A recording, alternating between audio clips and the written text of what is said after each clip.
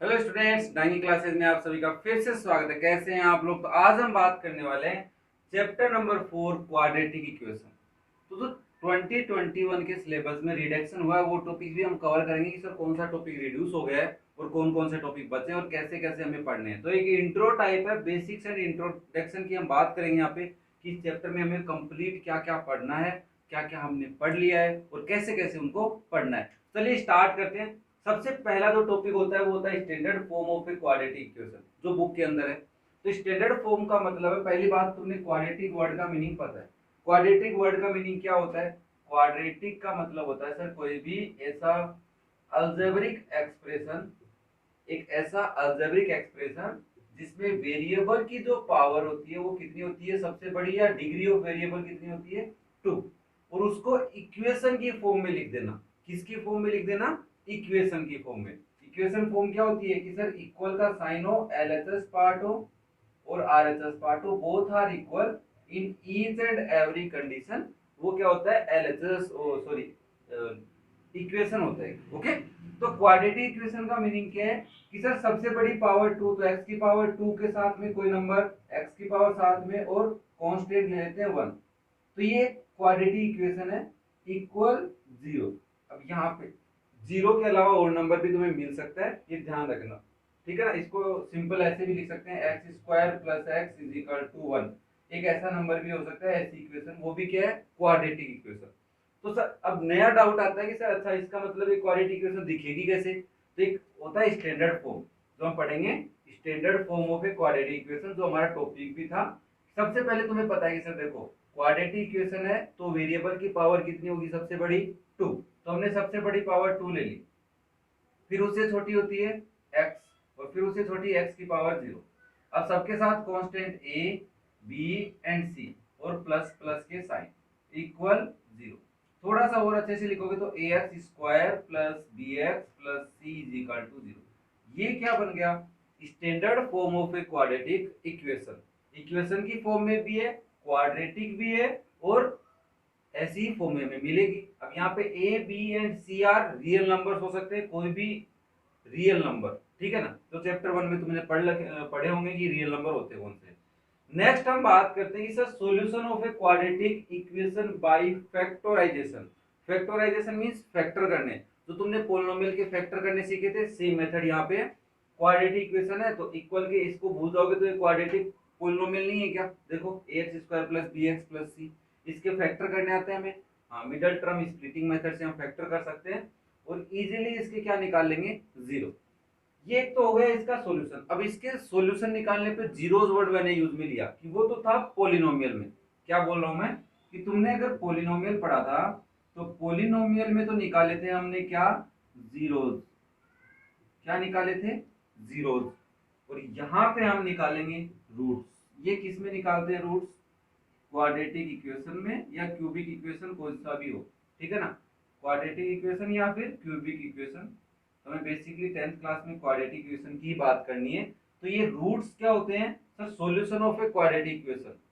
Polynomial के zeros क्या थे, उसको जीरो बना देते हैं, वो उसके जीरो होते हैं।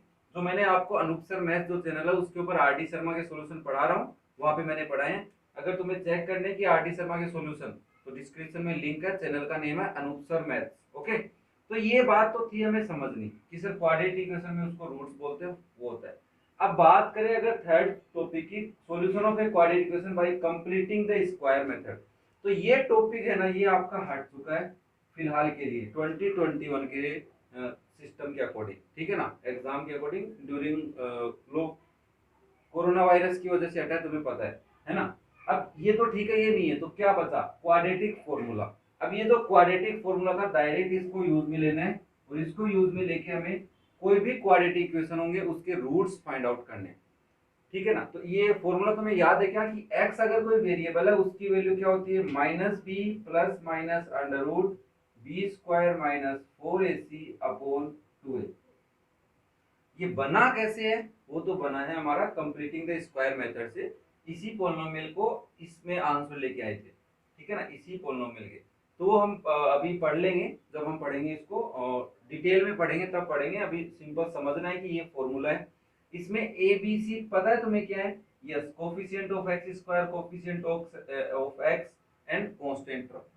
सी कांस्टेंट टर्म हो गई और कोफिशिएंट ऑफ एक्स क्या है, बी है, और कोफिशिएंट ऑफ एक्स स्क्वायर ए। अब ये नहीं भी हो, फॉर एग्जांपल तुम्हें मिला 4x square plus 6x is equal to 0, तो यहाँ पे कांस्टेंट सी की वैल्यू क्या है, 0 है, तो वो डरना नहीं कि सर सी है ही नहीं तो क्या करें, ठीक है ना, तो ध्यान रखना। अब इसके अंदर मेन बात आती है, जो टॉपिक हमें समझना होता है वो आता है नेक्स्ट, नेचर ऑफ रूट, जिसको हम डिस्क्रिमिनेंट भी बोलते हैं, डिस्क्रिमिनेंट की हेल्प लेनी है। तो इसके अंदर जो इतना पोर्शन होता है ये वाला, इसी पोर्शन को जैसे बी स्क्वायर माइनस 4ac, उसको डी, डी मीन्स डिस्क्रिमिनेंट बोलते हैं। इसी से हम पता कर सकते हैं कि नेचर ऑफ रूट्स कैसे होंगे।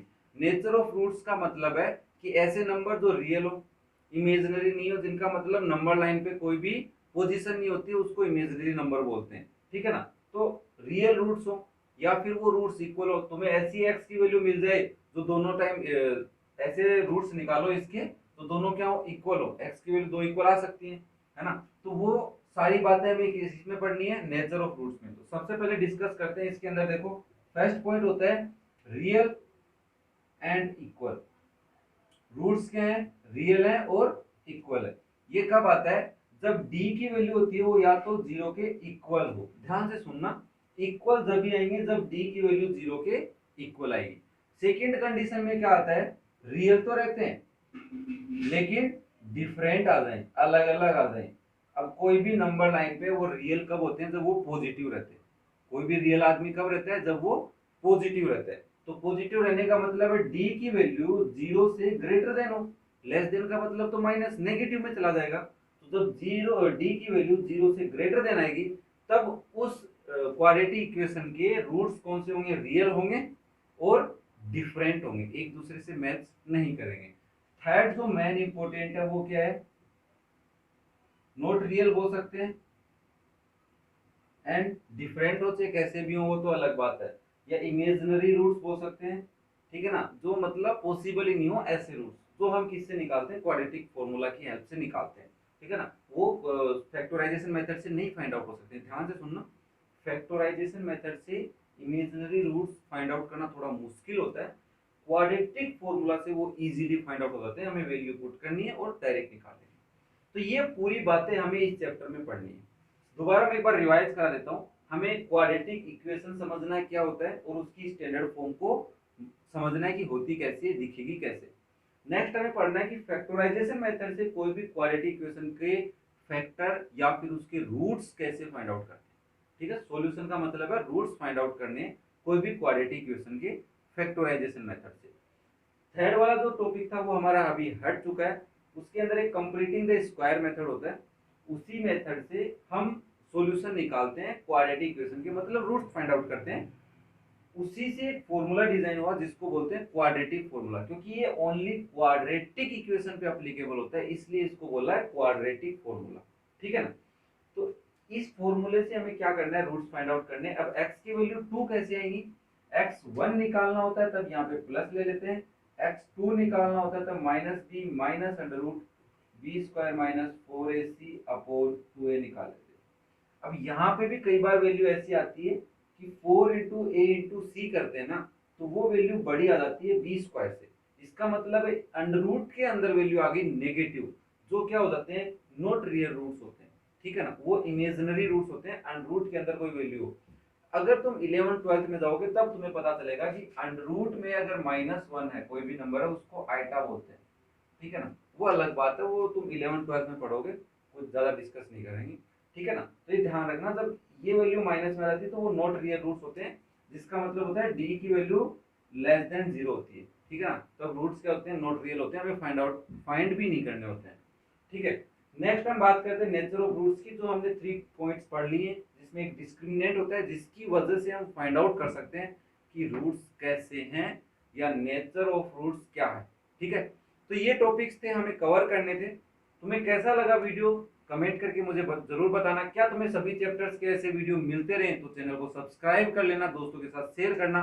और आरडी शर्मा का सॉल्यूशन अगर तुम्हें चाहिए तो नीचे डिस्क्रिप्शन में लिंक है अनूप सर मैथ्स चैनल का, वहां पे जाइए, वहां पे आरडी शर्मा के जितने भी एग्जाम्पल्स और क्वेश्चंस हैं सभी को सोल्व कराया जा रहा है। बेसिक से और इम्पोर्टेंट थिंग्स के साथ। Okay, thank you.